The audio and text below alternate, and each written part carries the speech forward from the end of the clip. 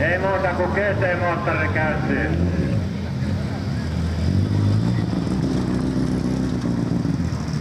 Aha. Hänellä oli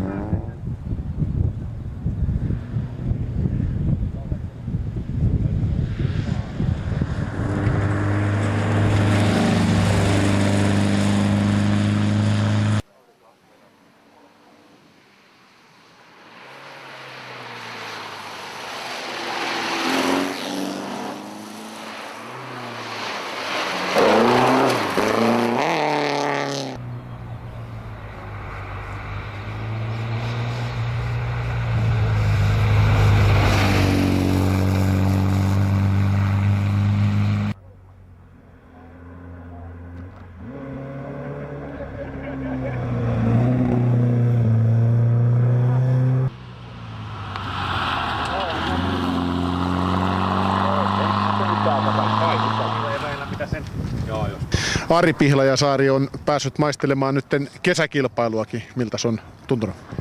Kyllä se mukavammalta tuntuu kuin talvikilpailu, että pito on parempi, vaikka vähän liukasta tahtoo olla, mutta ihan mukavasti mennä.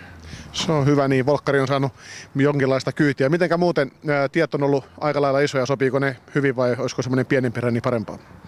No sanotaan näin, että mutkaa ja mäkeä on aika paljon näin niin kuin kokemattomalle, mutta niin ihan mukavia teitä tuntuu olevan kyllä. Tauon jälkeen lähdetään vielä noin pitemmät pätkät ajamaan. Millä mieli? No nyt elää toivomus, että päästäisiin maaliin saakka sitten, että samanlaiselta tuntui viime vuonnakin, tai Iisalmessa viimeksi, ja siellä leikki ei kesken sitten vähäinen loppua, mutta niin toivotaan, että päästään maaliin saakka. Kuljettaja tässä.